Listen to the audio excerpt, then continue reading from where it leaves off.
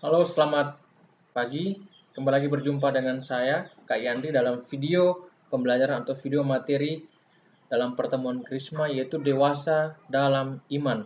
Nah, teman-teman, saudara-saudaraku yang terkasih, sebelum memulai materi kita dalam pertemuan online ini, dalam video YouTube ini, saya akan mengajak teman-teman dulu untuk berdoa bersama.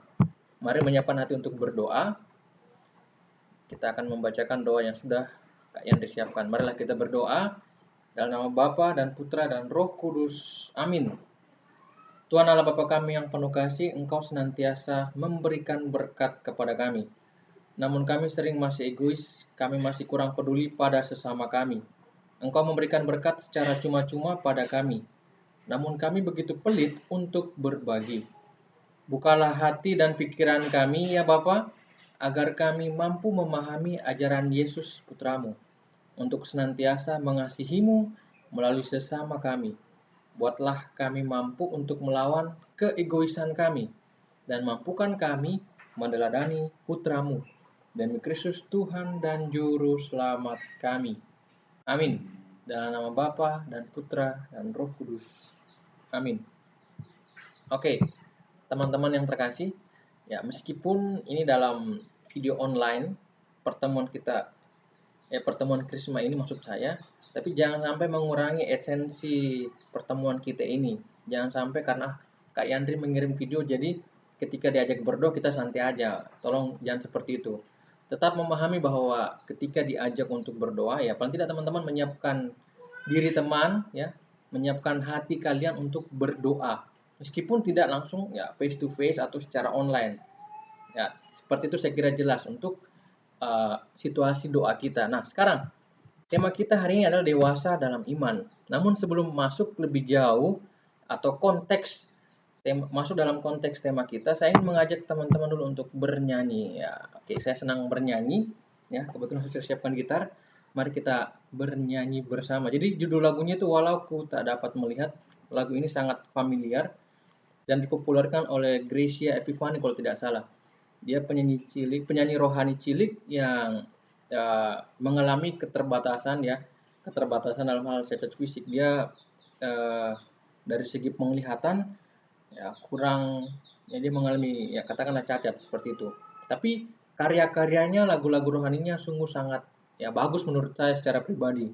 Karena ya sangat ya kenal lah, feel-nya terasa. Oke, saya nyanyikan bersama-sama. Saya teman-teman juga ya, kalau mau juga dan ingin bernyanyi boleh ya. Jadi judulnya Walau Ku Tak Dapat Melihat. Jadi saya seperti ini.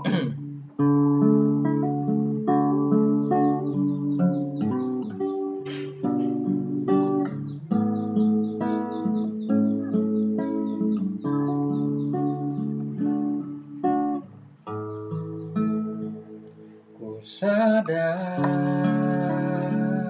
tak semua dapat aku miliki dalam hidupku. Hatiku percaya rancanganmu bagiku adalah yang terbaik. Walau ku tak dapat melihat semua rencanamu, Tuhan, namun hatiku tetap memandang padamu. Kau tuntun langkahku, walau ku tak dapat berharap atas kenyataan hidupku, namun hatiku tetap memandang padamu. Kau ada untukku.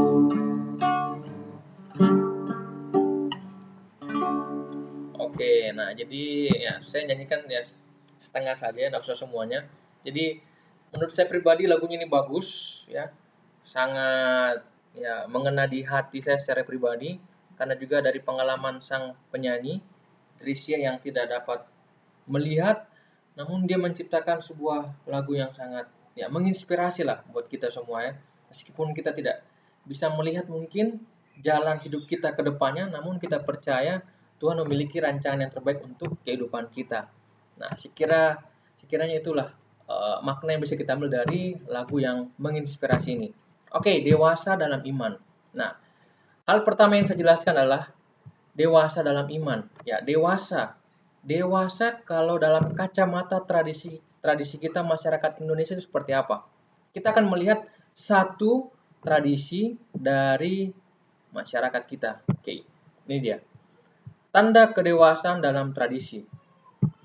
Nah, ini adalah ya lompat batu dari Nias. Teman-teman mungkin juga familiar atau pernah membaca di salah satu artikel atau mungkin pernah juga melihat di YouTube ya. Jadi salah satu masyarakat di Sumatera secara khusus di Nias ya. Mereka memiliki tradisi dari sejak nenek moyang mereka. Anak-anak muda ya, anak-anak muda dapat dikatakan dewasa secara mungkin fisik, secara psikologis ya, dapat dikatakan mandiri ketika mereka bisa melompati batu yang ada di halaman rumah mereka.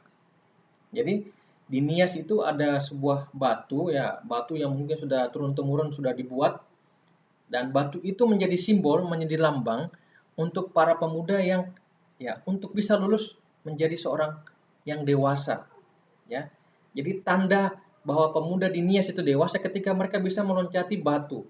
Ya, dan batunya ini tingginya mungkin ya ada sekitar 2 atau 3 meter, saya kurang tahu.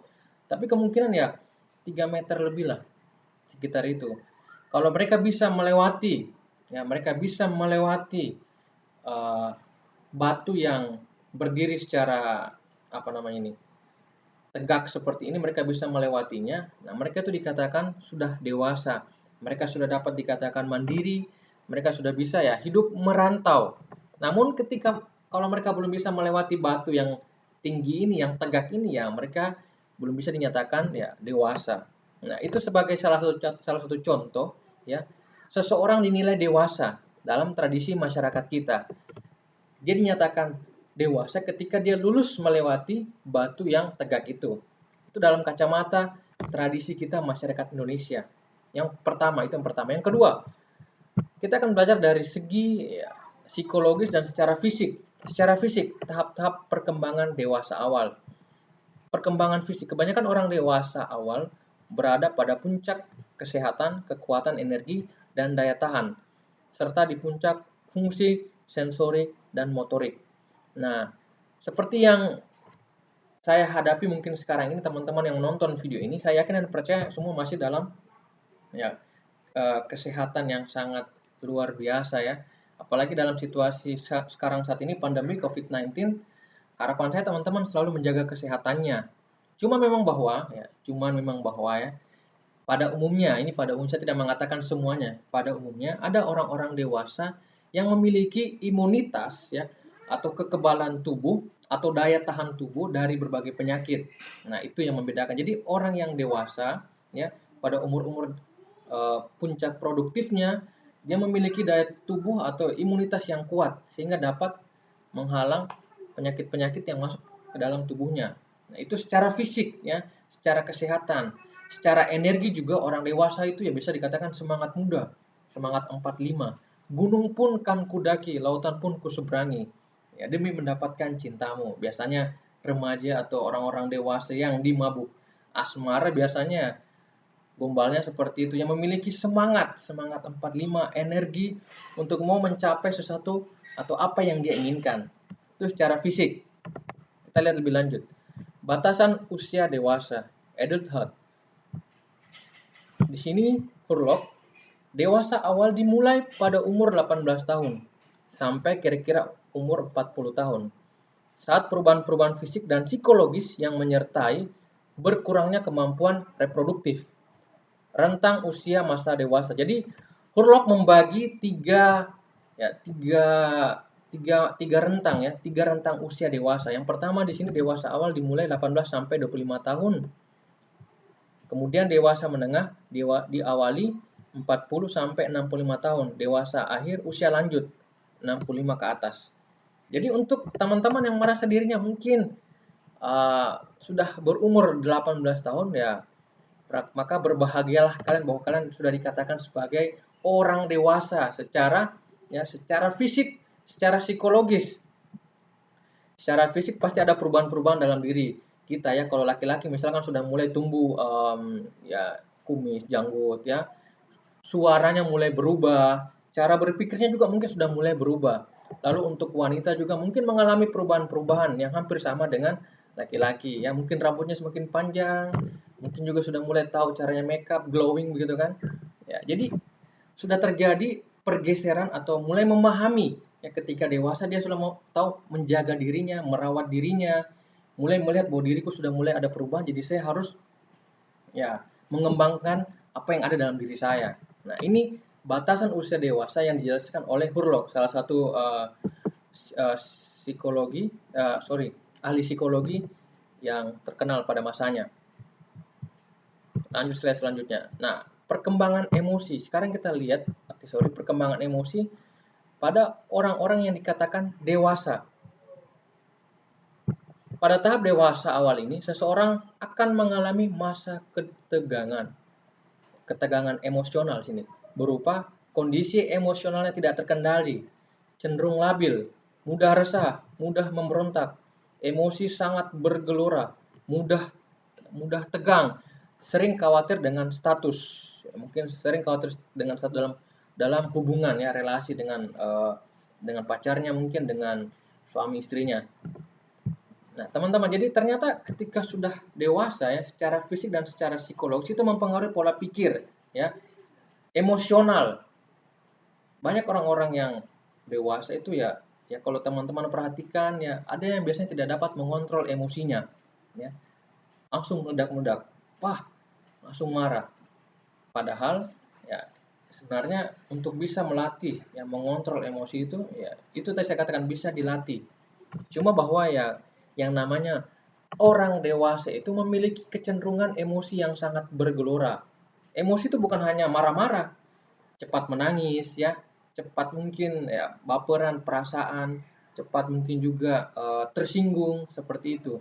Jadi yang namanya emosi itu bukan kategorinya, spektrumnya bukan hanya marah-marah ya, spektrumnya luas.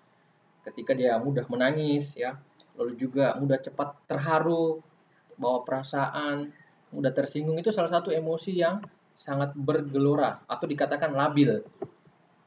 Nah, jadi tadi sudah saya bahas. Jadi yang pertama itu tradisi dalam konteks masyarakat kita, tradisi dalam konteks budaya kita, culture kita Indonesia.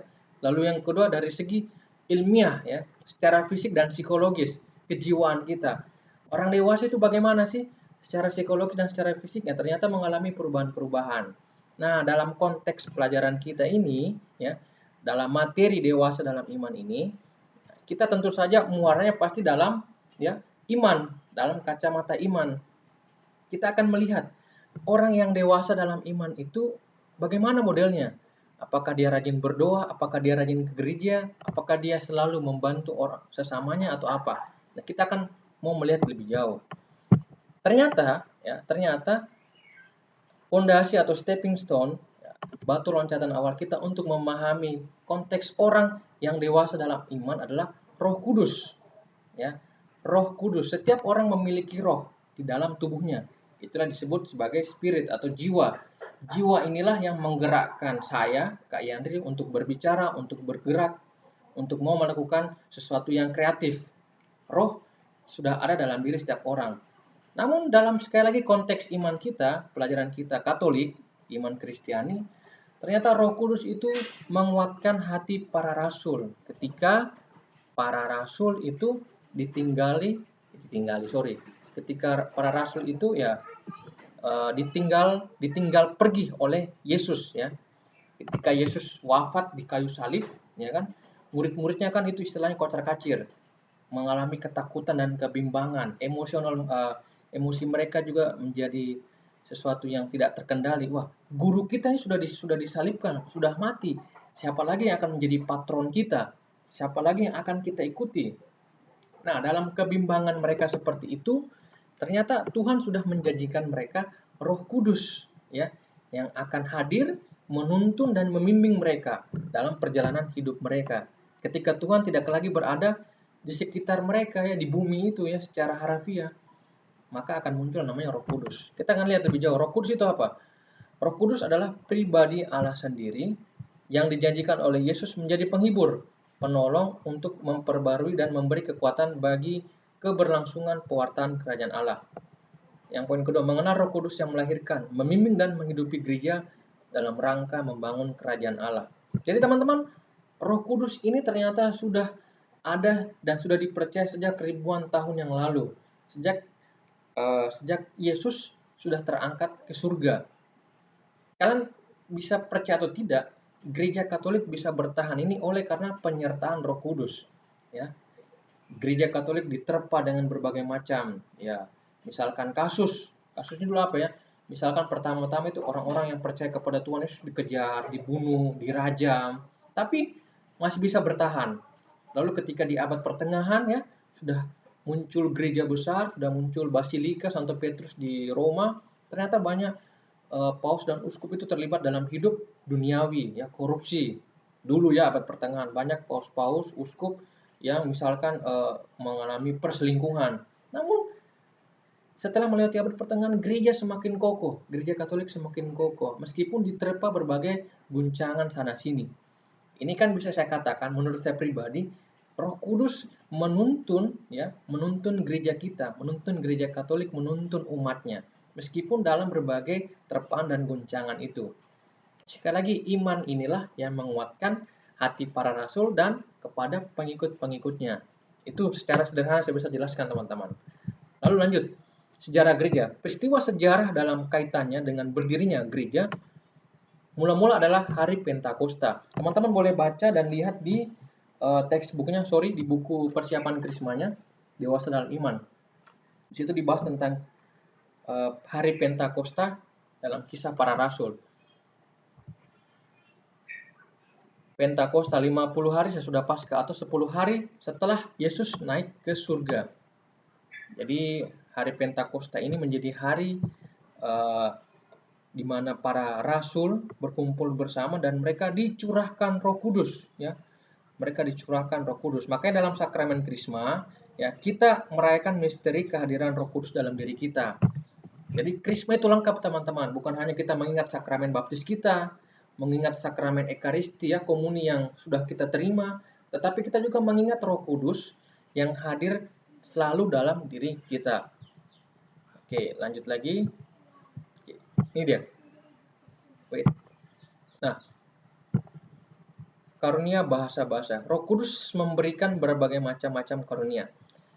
Mereka semua tercengang-cengang dan heran lalu berkata, bukankah mereka semua yang berkata-kata itu orang Galilea? Bagaimana mungkin kita masing-masing mendengar mereka berkata-kata dalam bahasa kita sendiri, yaitu bahasa yang kita pakai di negeri asal kita. Nah, teman-teman, jadi ceritanya pada hari Pentakosta itu ada begitu banyak orang yang berkumpul dari berbagai kota, dari berbagai daerah, ya. Mereka kumpul dan lalu juga ketika para rasul ini berkumpul di Yerusalem di tempat itu, mereka mengalami ketakutan, ya. Mereka mengalami ketakutan, mereka berkumpul karena mereka takut apakah yang dijanjikan oleh Tuhan, roh yang dijanjikan Tuhan itu memang benar-benar datang dan terbukti memang datang. Dia tercurah ke dalam diri mereka seperti dalam bentuk diceritakan lidah-lidah api, ya. Dalam bentuk lidah-lidah api. Kalau misalkan tadi saya kasih gambaran kayak kayak seperti ini, ya, lidah-lidah apinya. Jadi para rasul ini menjadi ketakutan, ya. Namun ketakutan itu menjadi sirna, hilang ketika Roh Kudus itu turun dan, ya, memberikan kekuatan kepada mereka. Makanya dikatakan mereka semua itu bisa berbicara dalam berbagai bahasa. Roh Kudus memberikan berbagai macam karunia. Orang yang berkumpul di Yerusalem pada saat itu dapat memahami kabar baik yang dikotbahkan para murid karena mereka mendengar dalam bahasa mereka. Karunia itu diberikan lagi di rumah Cornelius. Ada juga karunia bahasa yang berbeda yang tak dapat dipahami oleh siapapun dan perlu ditafsirkan. Namun beberapa orang mencoba menghina karunia ini, mencemooh pekerjaan para murid. Perlu kalian ketahui teman-teman, dosa yang paling berat yang tidak terampuni itu adalah dosa menghina Roh Kudus. Kenapa itu Kak Yandri? Kalau kita menghina Roh Kudus itu tidak diampuni. Nah, secara logika, Roh Kudus kan ada dalam diri kita, ya. Dia yang memberi kita kehidupan. Kalau kita sebagai manusia menghina Roh Kudus, ya berarti sama saja kita menghina roh yang ada dalam diri kita yang memberi kehidupan. Makanya roh yang ada dalam diri kita itu patut kita hormati, ya. Bukan hanya patut ya, mesti memang sangat harus kita berikan penghormatan setinggi-tingginya. Karena tanpa roh dalam tubuh kita ini kita tidak bisa hidup di dunia ini, kita tidak bisa beraktivitas, tidak bisa melakukan segala sesuatunya dengan baik. Jadi makanya dikatakan dosa paling berat itu adalah menghina Roh Kudus, ya. Jadi teman-teman, kalau teman-teman sudah baca di Kisah Para Rasul bab 2 itu, hari Pentakosta, kita menyaksikan bagaimana jemaat Kristen atau umat Kristen pada awalnya ya dipenuhi oleh Roh Kudus. Bagaimana Rasul Petrus serta rasul-rasul lain mereka mengatasi segala ketakutan dan kecemasan mereka. Ya, mereka mengatasi kecemasan dan ketakutan mereka oleh karena Roh Kudus yang telah mereka terima. Bahkan mereka berkhotbah dengan berapi-api, dengan semangat 45, memberikan kesaksian yang mengagumkan. Nah, pertanyaannya, apakah sekarang ini kalian yang sudah menerima Roh Kudus ya, ketika dibaptis itu memiliki semangat yang berapi-api? Ini pertanyaan refleksi sih. Ya, kalau kalian memiliki semangat berapi-api, puji Tuhan, kalaupun juga masih redup, ya kalau bisa dibuat lebih semangat lagi. Ya, dalam menjalani hidup itu perlu semangat, teman-teman. Bahkan ketika kita sakit pun ya tetap perlu semangat ya. Ingat bahwa ketika sakit kita masih melihat ada cahaya harapan. Wah, saya sakit nih. Ya, demam berhari-hari atau mungkin gimana ya tidak bisa bergerak, tapi yakin dan percaya. Saya yakin bahwa ketika saya sembuh, saya pasti bisa beraktivitas seperti semula dan sedia kala. Itu namanya keyakinan. Kita percaya pada diri kita bahwa kita bisa, ya, kita memiliki semangat yang kuat. Oke, sekarang teman-teman, saya bertanya kepada teman-teman sekalian, kalau melihat gambar seperti ini, ya, secara sepintas mungkin ini gambar seorang anak, ya, anak remaja. Lalu tapi kalau kita lihat sikapnya mereka, perbuatan yang mereka lakukan ya, seorang anak laki-laki sedang berdoa kepada Tuhan, ya, seorang anak laki-laki sedang membaca kitab suci. Seorang anak perempuan sedang belajar di ruang belajar, lalu anak perempuan ini mengikuti choir, paduan suara di gereja.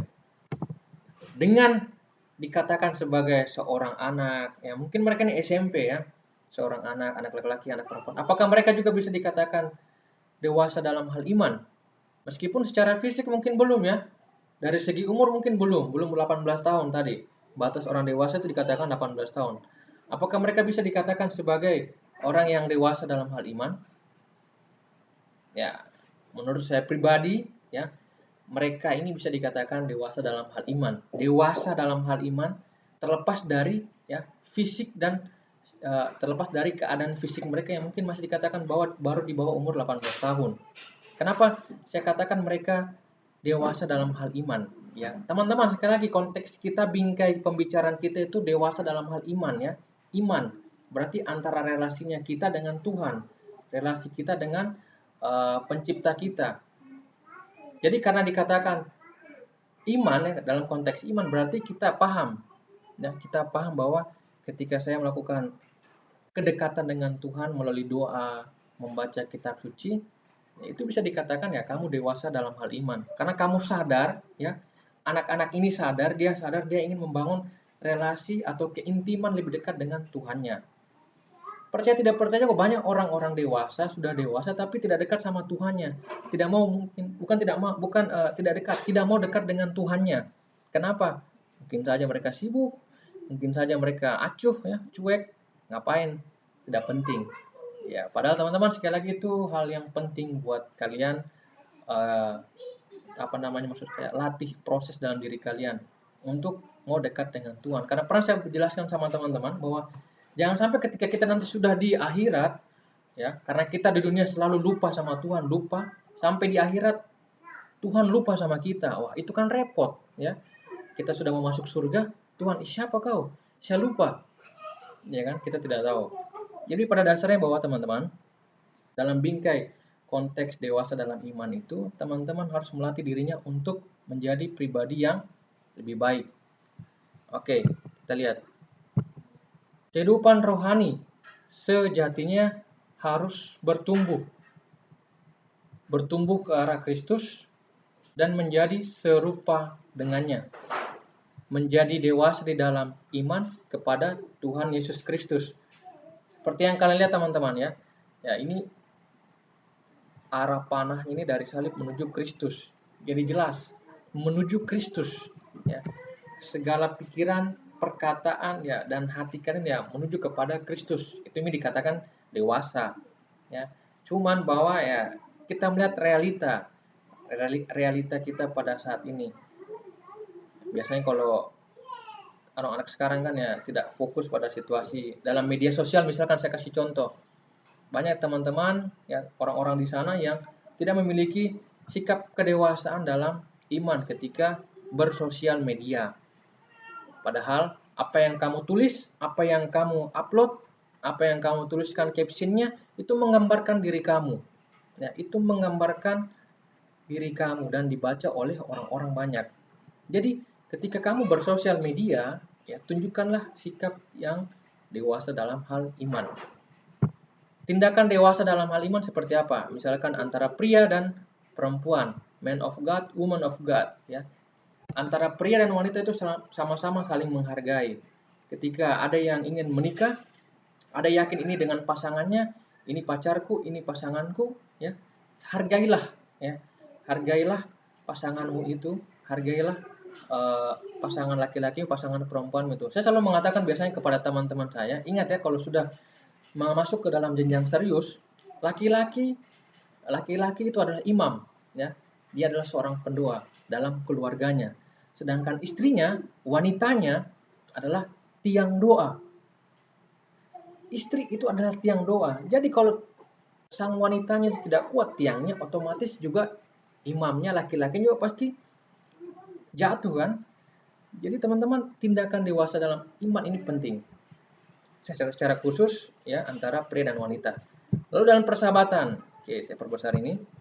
Memiliki teman yang banyak belum tentu keren. Teman yang setia walaupun sedikit lebih keren. Dalam bersahabat, kebaikan dan kesetiaan lebih penting daripada jumlah. Nah, ini nih, komitmen, kesetiaan. Teman-teman setia tidak? Ya. Punya komitmen tidak dengan teman-teman yang lain dalam bersahabat? Jangan sampai hanya panas-panas, tit ayam. Ya. Hanya hangat-hangat, tit ayam. Jangan seperti itu, teman-teman. Ketika teman-temanmu salah, ngomong berani, bro, kau salah, bro. Teman kamu salah, tidak seperti itu. Ya. Ya, saling melengkapi, saling mengingatkan itu penting. Pembalasan yang terhormat adalah mengampuni. Oke, ini mengampuni, forgiveness. Ya, ini juga salah satu tindakan yang dewasa dalam iman. Saya berikan contohnya. Lalu, bagaimana tindakan yang tidak dewasa dalam iman? Nah, ini nih, misalnya ini kan, nyontek, ya, membuli. Ya, saya itu paling benci dengan anak-anak yang membuli. Saya guru, background saya pendidik, saya itu paling benci dengan anak-anak yang mendidik, yang membuli. Makanya setiap pertemuan dalam pembelajaran saya selalu mengatakan, jangan pernah kau bully temanmu. Ketika kau bully temanmu, maka itu kembali kepada dirimu suatu saat nanti. Ya. Jadi respect ya, hormati orang-orang lain, hargai mereka seperti kamu menghargai diri kamu sendiri. Itu salah satu bentuk tindakan dewasa dalam iman, contoh konkret. Lalu yang terakhir, have faith in God, milikilah iman dalam Tuhan. Oke. Dan tugas buat teman-temanku sekalian. Nah, di sini jelas teman-teman ya. Saya hanya minta ya tugasnya itu tidak banyak kok. Saya pernah jadi mahasiswa, pernah jadi siswa dan saya tahu kalau hari Minggu itulah hari untuk beristirahat bersama keluarga. Jadi, saya hanya minta kepada teman-teman untuk membuat video tentang diri kamu sendiri. Video doa aku percaya sebagai bukti kedewasaan iman kamu siap menerima sakramen Krisma. Ya. Jadi doakan doa aku percaya, videokan ya dengan sikap yang baik dan benar, lalu kemudian kirim ke WA-nya saya, Kak Yandri. Sekian dari saya untuk pembelajaran hari ini. Semoga pembelajaran hari ini menginspirasi kalian dan titip salam buat keluarga kalian dan salam sehat. Tuhan memberkati. God bless you all. Sampai jumpa semua.